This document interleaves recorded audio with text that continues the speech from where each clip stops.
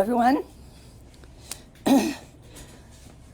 This is Michelle DeShane from Michelle's Craft Cottage.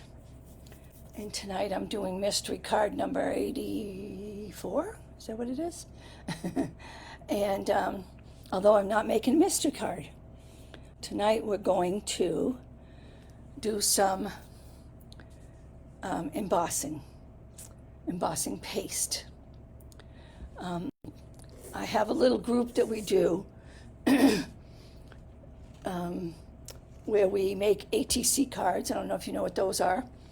They are artist trading cards, and they're only 3.5 by 2.5. It's about the size of this.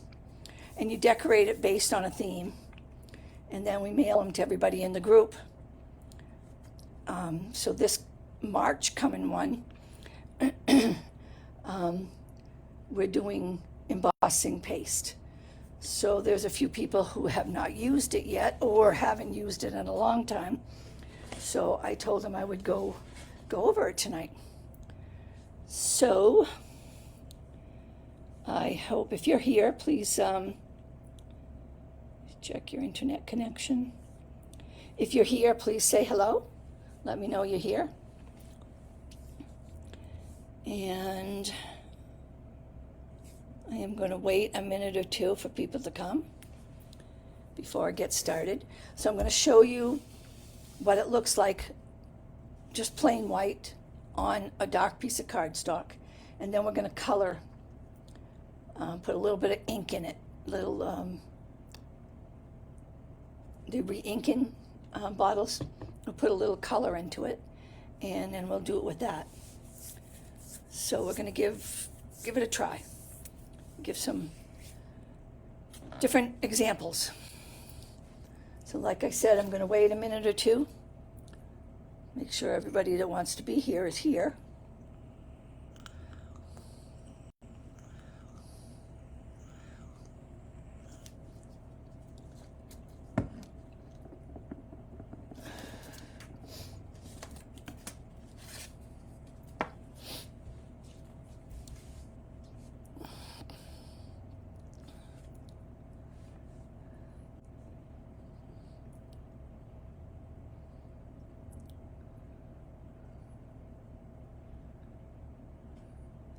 Anybody here? Please say hello if you're here. If you want to share this with somebody, I'd appreciate that too.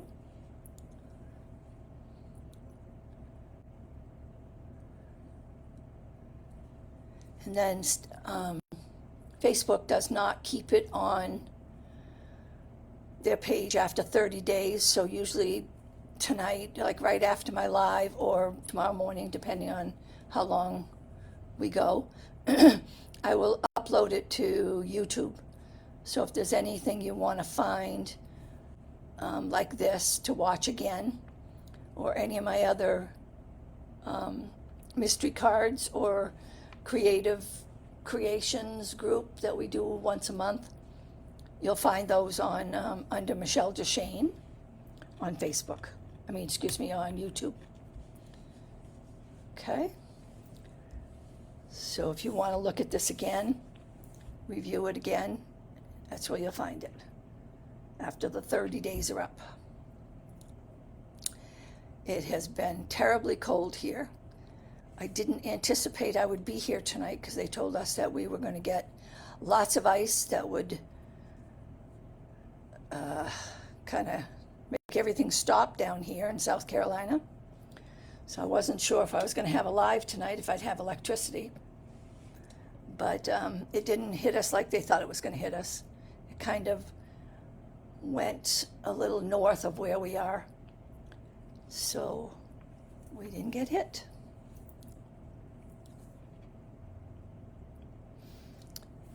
Okay.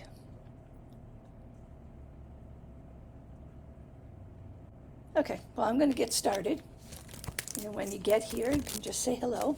So Stampin' Up! Has a few of these, what they call masks. This one was a while ago, and it was called Butterflies and Flowers.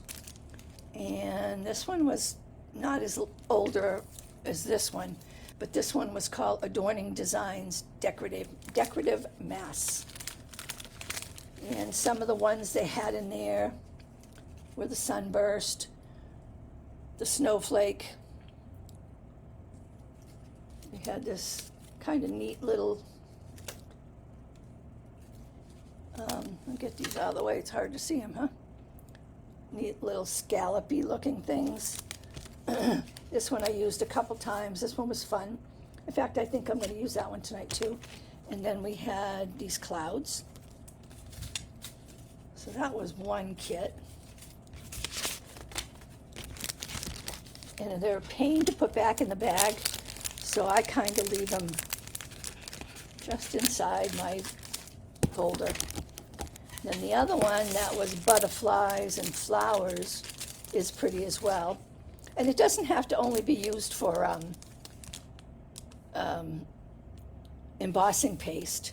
You know, they say put it on paper and you can spritz it and do some things with it. You can sponge it with some ink or paint. You can trace the masks. You can emboss with Versamark and embossing powder. And then you can do what I'm doing, the embossing paste.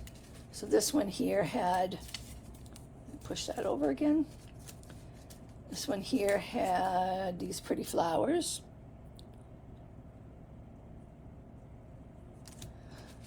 This butterfly.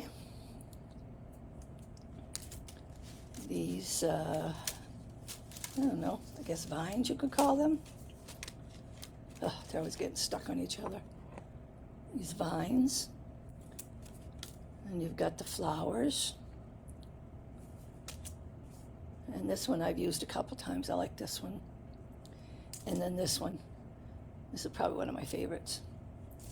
So I'm going to leave those two out. Those two. And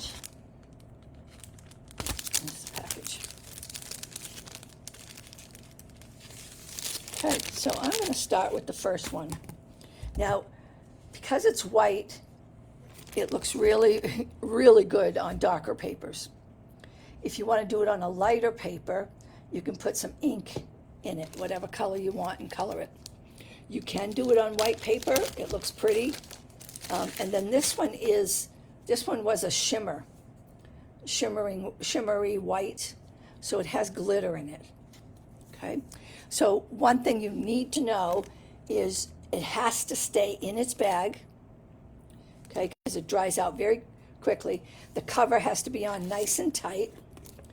I keep this on as well for extra. Just leave it to the side like that. And then you use your palette knives. Now, I could use this one, but what you tend to go in like this, and then you've got it on here, and it's hard to do. So it's a reverse thing. So you've got to go in like this and pick up your paste so that you can go across. Then we also have this one here that you can take the paste out and just start working. And if you got a small area and you don't want it to go off the edge, you can use this so you can keep it into the small area. Hi, Linda. Oh, you've never used it, so it's interesting to learn. Good, good. So that is the biggest thing, to make sure that you cover this up, put the cover on nice and tight, and put it back in its bag. The other thing is I have a bowl of water right next to me. As soon as you use one of these and you're done, you need to put it right in the water. My craft room is behind my house, on the outside of my house. It's like a little she shed. So by the time I get over there, it's starting to harden up. Hi, Jane. So I brought a bowl so that I can put it in there right away when I'm done using it, so it can stay wet until I get in the house and finish cleaning it. Okay? So I'm going to show you some white on black. And I don't want to do my whole card, so I'm only going to do part. And you can put a piece of tape, and I don't have any more. My husband, oh, I do. Husband borrowed it. I didn't think he brought it back. If this will help you, this is painter's tape. Take a little extra of the off, the sticky, and then you can outside where you're going to be working, put a little piece of tape. That'll help it keep down. Okay. Now in this case, I only want to do this half, so I'm going to go in with this palette knife because I can control it better. So I'd like to stir it just a little bit. Okay, and then I take some. I've had this for quite a while. Okay, now when you're doing it, you're holding this side down because you don't want it to move.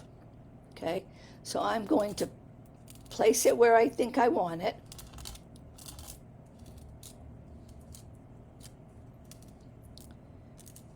And I'm going to cover the whole area that I want to do.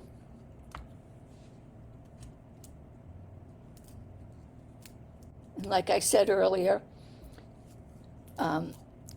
black shows it the best, and this has got a little shimmer in it, so it's really cool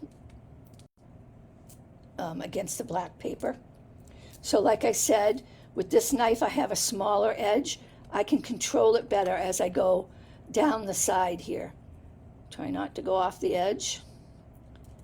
So that side of my knife is smaller, so I can control it better.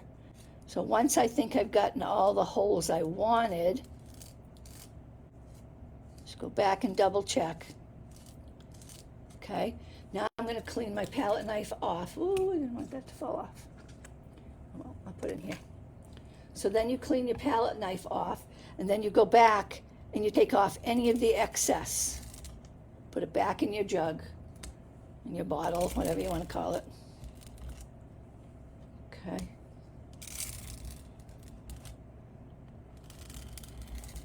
You try not to go off. If you don't want anything over there, try real hard not to let it go off the edge here. Okay. Now, if I were to leave a lot, and I'll show you one that I did earlier. I did a few to show you. If you want it to be real puffy, then you can leave some of it on here. If you want it to be flat, like that's what I want right now, I want it to be just flat. Okay, I got all my holes. I think I missed one there.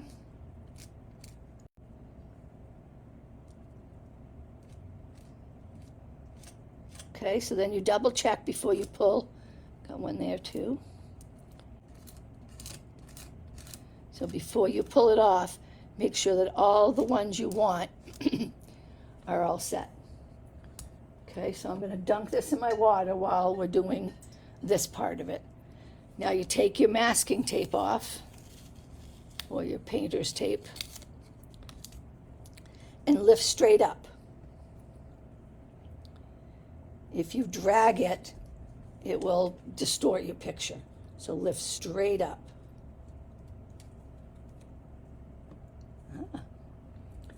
Some of them didn't get it. So I didn't do it deep enough on some of them. So I'm going to dump this in the water, okay? This is something that you need to practice. It does not happen on the first time you use it. So get yourself some scrap paper, try it, see the depth. See, this is the way it should look when it's done. So I didn't do enough in this area. Okay. It's not something you, it's real easy to do. So just know that this is not the easiest thing to do. But with practice, it gets really much better. Okay. So if you like that effect, you don't have to have that. You could leave it just as it is and put some decorations in these corners, in these spots that didn't get covered, and then finish decorating your card, and nobody will even know that that didn't. Okay, so it takes a couple hours to dry,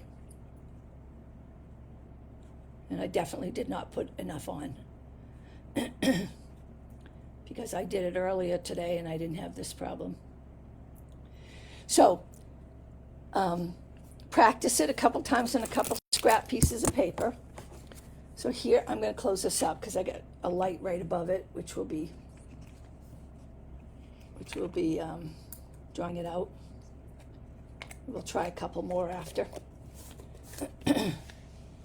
Okay, so earlier today I did the butterfly one, and it had an indent here, so I wasn't paying attention. I was making sure I got this, and it got over there, so I should have taped that up so that wouldn't even be there. But that's the butterfly one. Can you see the sparkle in that? I can't see it on there. This Stampin' Up! One has glitter in it. And then I did the flower one. This one was my favorite. That one came out really good. So if I didn't like this down here, I could just fussy cut in there, or I could put a piece of DSP over the top of that, or my message over, whatever, or just cut it shorter and make it into a card. And with these things that stick off the end, all you have to do is use this emery board thing, and it comes off. Okay. So I could very easily make this a card. So I had a card here somewhere, I thought. Oh, here, it's a little bit smaller than usual. So I could put that on my card and put my sentiment right down here over the bottom of that where it shows the rest of it is pretty much perfect. Okay, can you see the glitter on that? So it works better on dark cards, but you can also stain it with ink. Here's another one I made earlier. I don't fill a card like that. I will usually just use a section of a card. But again, I went over, so I have to be more careful when I do that. And like I said, it's a practice thing. Not hard to do at all. But like I said, you got to make sure to put your palette and your palette knives and your stencils right into water right away. Okay, so let's try. I'm going to put this one away to dry. Let's try doing one. What do I want to use? I'm going to put a little bit of the paste on this block. Let me get my palette knife. Let me get a paper towel. Hold on.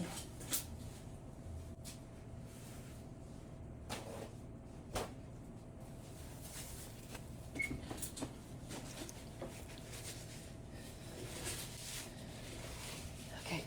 So this size is the size of the ATCs that our group is making. Artist trading cards. Okay, we have a little group we started. So I wanted to show you what that would look like if you did the ATC.